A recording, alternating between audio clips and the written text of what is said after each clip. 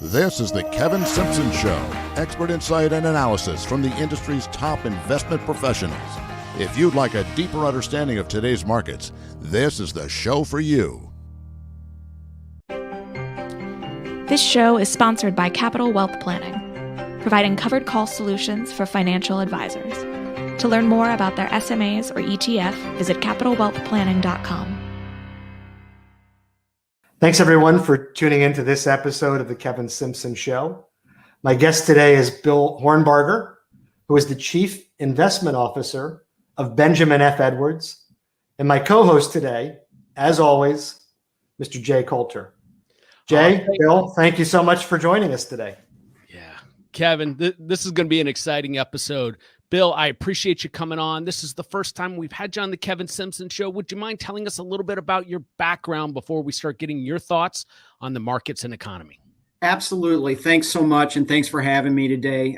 So Bill Hornbarger, CIO at Benjamin F. Edwards, and I've spent about 3 decades in the industry as a senior strategist at several different firms.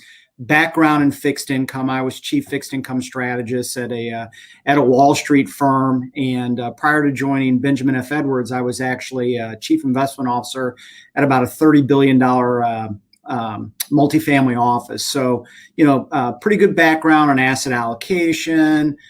We've done a lot in hedge funds and privates over the year, but spent a lot of our time just in the traditional markets doing allocation work and thinking about the markets, thinking about valuations and where we're headed next. Excellent. And a great segue into our first topic today. What are your thoughts on the equity valuations that we're seeing today? Yeah, it's a great question, and there's not a day that goes by that probably all of us don't get asked about, isn't the market too high? And, valuations seem extraordinary here. And I think there's a couple of different ways you have to think about it, right? You've got to think about it from, purely looking at equity valuations relative to their own history. And we run a really simple 4-factor model that looks at price to book, price to sales, price to cash flow, and price to earnings. Equally weight those 4 metrics and then look at where the markets are relative to their own history. I don't think it comes as a great surprise to anybody on this call that we're expensive, right? Several of those are in kind of 95th percentile valuations. So in and of themselves, kind of relative to history, equity valuations are expensive. But as an allocator, right, if we have to allocate $1 across the markets, then we have to look at equity valuations in that context. And I think if you think about, from an allocation perspective and where I think the best returns are going to be over the next 3, 5, 7, 10 years, I start looking at equities. I look at where fixed income is, and I say, relative to the other asset classes, equities provide better forward-looking return prospects. So again, I think, most people would say by traditional metrics, stocks are expensive. And I don't think it matters really what segment of the market you're looking at, right? Whether it's large cap growth, EM, mid-value, whatever, equity valuations are above, historical averages, well above historical averages. But again, as an allocator looking across the markets and thinking about where do I want to, put my dollar for the best prospect, equities look, inexpensive relative to other asset classes. Kevin, what are your thoughts? I wasn't sure how Bill was going to address that question because I know with his deep roots in fixed income, it's sometimes painful to look at these higher valuations and not choke on the fact that we're both in agreement that this is still a place to be. Now, it might not be as blindly throwing darts and seeing stocks appreciating. We might not see massive double-digit returns. Surprisingly, we almost, I guess we did hit my year-end projection probably a week ago. So kind of shows you what I know. But we look at markets in a similar fashion, and we look at stocks in a very similar fashion to how Bill just described it. Give us best of breed, give us increasing earnings, give us a good business model, give us good free cash flow. For us, very specifically, we look for rising dividends also, but to the extent that we're seeing things a little frothy, a little at the higher end of the spectrum, it's going to be hard to find anyone that's going to argue about that. But I did see an interesting interview with Leon Cooperman on CNBC on Friday. And it was just incredible to listen to some of the statistics that he used, the analogy of today's current valuations to the Nifty 50 and what things were priced at the time. It was also interesting to see how many of those companies are no longer in business and have gone bankrupt. But what his point was is that, like Bill suggested, we're high, but it's not a reason to be a seller. Excellent. So, gentlemen, there's no shortage of opinions in the marketplace on the Federal Reserve. So I can jump in and start on the Fed, and would love to hear your thoughts also. But I think they've backed themselves into a tough place. The Fed has been pretty transparent, pretty clear, and pretty on message that they're going to be very, very patient, that they don't see rate increases in 2021, that they're going to continue to lean into their bond buying programs, $120 billion a month. And, most of these were policies that were put in place, last March, last April, at the very beginning of the pandemic. Well, you flash forward a year, certainly inflation is higher than it was at that point in time. The financial markets have done very, very well. The economy, the data is appearing to do better, and is doing better, significantly better than where we were. And so the question becomes, if those were all crisis policies, are we still in crisis, and do we still need them? I think, the Fed over the years, I think, directionally has generally been correct. I think degree and timing we can have arguments about. And I think in this particular instance, the Fed is probably a little bit behind the curve. And if you were to ask me, based on everything that we're seeing today, pent-up demand, where we are, kind of in the economic cycle, the economy reopening, more people getting vaccinations, I would suggest that the Fed is probably going to be moving a little bit earlier than a lot of people think. And I actually think that a move from the Fed would actually be positive for the markets. I think it would inject a sense of confidence that we're out of this crisis and no longer need kind of crisis era monetary policy. I'd hate to see the Fed go too quick or too far. I don't think anybody wants to see that and choke this thing off. But I do think it would, probably a little bit of short-term volatility around when it happened. But I actually think the Fed's probably going to be in a position where they're going to start talking about tapering and potentially raising rates sooner than their rhetoric has suggested. Seems like Janet Yellen is in agreement with that. If you look at some of her comments, and she has an interesting perspective, having got the opportunity to sit on both sides of that conversation. And I think I would agree almost verbatim with everything you said, beginning with the fact that they've painted themselves a little bit in a corner so many times, just committing to this 2023 rate hike, which we all know that they can ease back on that with enough telegraphing. But the idea of the tapering gives a little bit of a compromise. It doesn't force them to jump from a dovish position to a hawkish position. It doesn't scare the heck out of the market. And the truth is, we don't need all of these buybacks. I mean, that tapering is probably the right thing to do. So I feel very strongly about everything you've suggested there. And then it kind of leads us into the next question, that if we're in a position where the Fed is a little bit less dovish, where there's a little bit less of this we're not doing anything until 2023 attitude, what does that do to the stock market? And in particular, what does it do to large cap stocks? Yeah, it's pretty interesting. If you look over the last decade, point to point, kind of the closer you got to large and growth and, particularly some of those big tech and kind of, new economy names, the better you've done. And, it's certainly reflected in valuations. We just mentioned previously that valuations across the markets are expensive relative to history, but nowhere more pronounced than in large cap growth. And it's really interesting as you start thinking about the Fed raising rates.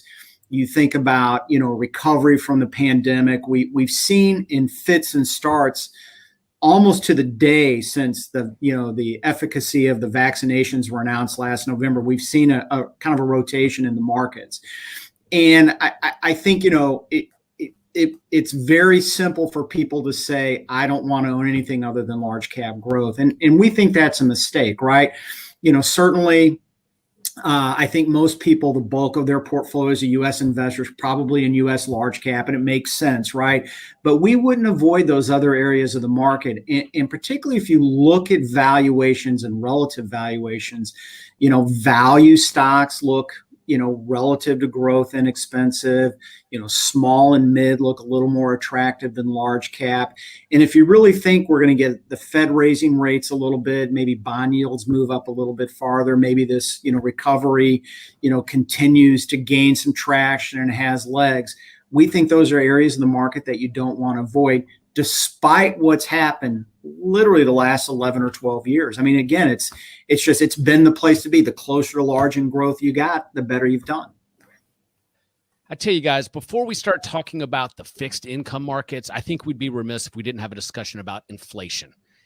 Just like when we talk about the Fed watch, there's plenty of opinions about what inflation looks like today and what it's going to look like in the future in the marketplace. Let's start with you, Bill. What are your thoughts on inflation? Yeah, this is a tough one, right? And again, it's a question that all of us in this business get from clients every single day, right? They see the stock market doing well. They see extraordinary monetary policy. They see bond buying. They see all the government spending, deficit spending. They think we've got to have inflation, right? And, again, the Fed has said, they said it as recently last week at the end of the Open Market Committee meeting, they view inflation pressures as transitory. So what does transitory mean, right? It means temporary, right? So they feel like we're going to see a spike here and then things are going to moderate from there. First of all, a couple of reasons why we need to be thinking about inflation right now, right? You have the economy restarting and a lot of pent-up demand. You can see that in all the data, whether it's kind of the traditional data of employment reports or manufacturing surveys. But if you look at things like open table bookings, number of people going through TSA, you see the economy picking up. So there is this pent-up demand. At the same time, you've got supply chain issues, right? Think about raw materials, right? We've got some, look at lumber, right? Lumber prices have gone through the roof. You think about computer components, chips are a shortage right now. So you've got pent-up demand, you've got some shortages. And then the other thing that I think a lot of people miss is a little bit of this is a math problem, right? We're making comparisons on a year-to-year basis right now to a time last year when the economy was depressed. I think we had 2 or 3 consecutive months where the overall CPI index actually declined month to month. And now we're making those comparisons. So it makes sense on a year-to-year basis, you're going to have higher inflation. Things that I think about, we still have probably 8 or 9 million jobs that haven't been replaced. We don't have the economy fully reopened, at least not here in the Midwest where we are. We're starting to get there, but we're not there yet. And so, I do think it's right to think we're going to have higher inflation than we've seen. But I think there's a difference between higher inflation than what we've seen and the runaway inflation that people are really worried about. We've created a lot of credit through Fed policies to get really, sustained, kind of high levels of inflation. I think you need more demand for credit than what we've seen and what we're seeing right now. So, I would say inflation a little bit higher. I don't think that's a bad thing. We've had inflation too low for too long a period of time, but we don't really see, what we would consider runaway or problematic inflation in this cycle. How about yourself, Kevin? Yeah, I agree completely. I mean, coming from an economic shutdown to a reopening, it would be a bad thing if we didn't have a burst of inflation, a burst of resurgence. This pent-up demand, as Bill had suggested, is unlike anything we've ever seen in our lifetime. I was having a conversation with someone the other day, just hypothetically comparing it to post-World War II, where we're all so anxious to do anything, whether it's movies or restaurants or sporting events, and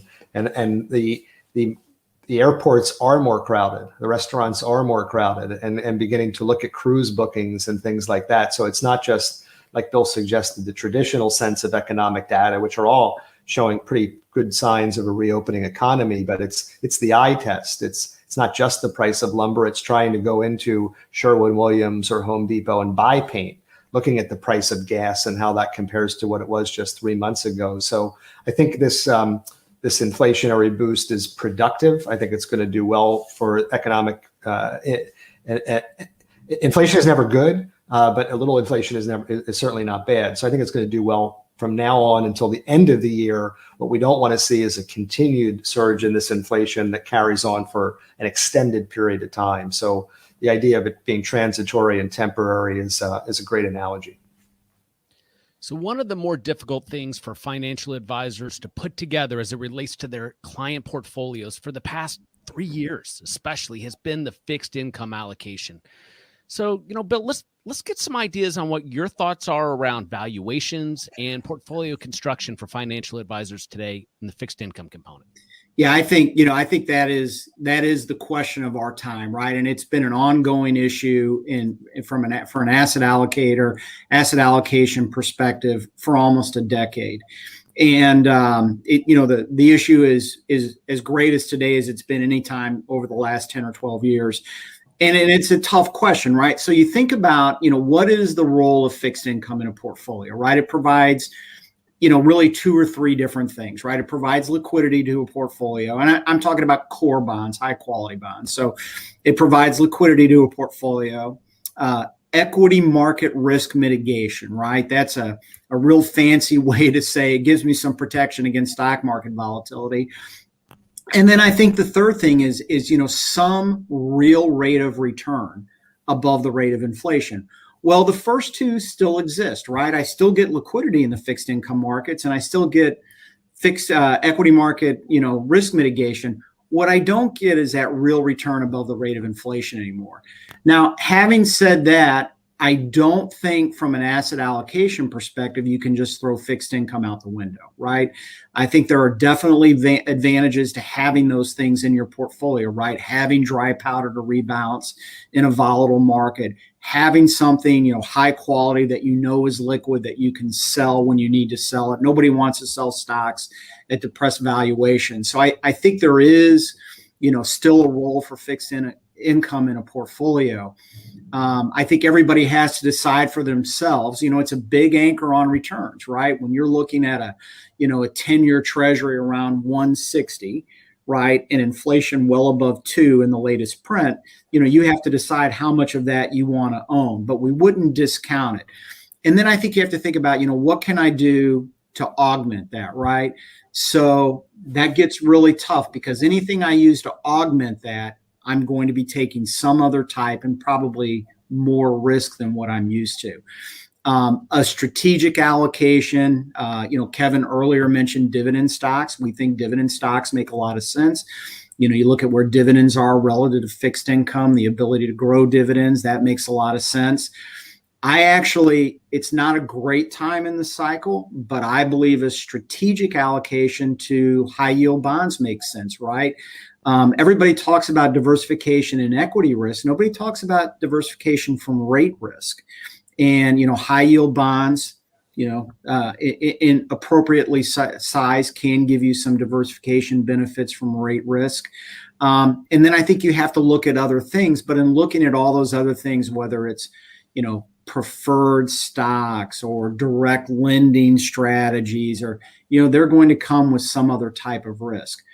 What I would say from an allocation perspective is if I'm focused on long-term goals, things like retirement, paying for children's education and things like that, I want to own fixed income. But again, as we mentioned earlier, I probably want to lean more into equities just because of the, projected forward returns. So Kevin, what are your thoughts on how financial advisors should be looking at fixed income allocations today? Well, the truth is that's why we had Bill on. I mean, there's no better expert on fixed income and that space in the world. So I was hoping to learn from Bill, which we certainly have. One comment I would make is that our strategy using rising dividends and covered calls has often been paired with fixed income, and in some cases may have even bled into a fixed income allocation in a very small regard because we have the ability to generate a little bit higher income stream. But at the end of the day, that's still a stock allocation. It doesn't provide us with the liquidity, the security against market declines. So we have to be very, very careful about looking at fixed income alternatives. And really, to Bill's point, look at fixed income for what it is, as an appropriate allocation in a portfolio. And maybe historically, they would have been a little bit larger allocation than perhaps they are today in certain instances. But the takeaway is how important it is to be diversified and how important it is to own fixed income, even if it's not the highest yielding thing out there. Bill, we really appreciate you coming on. It's very, very insightful. Viewers, to learn more about Benjamin F. Edwards, please visit benjaminfedwards.com. And to learn more about Capital Wealth Planning, please visit capitalwealthplanning.com. Bill, thanks for coming on the show. Thank you. Bill, thank you for joining us. We appreciate it very much. We learned a lot about fixed income. We'll hope you come back again soon. Absolutely.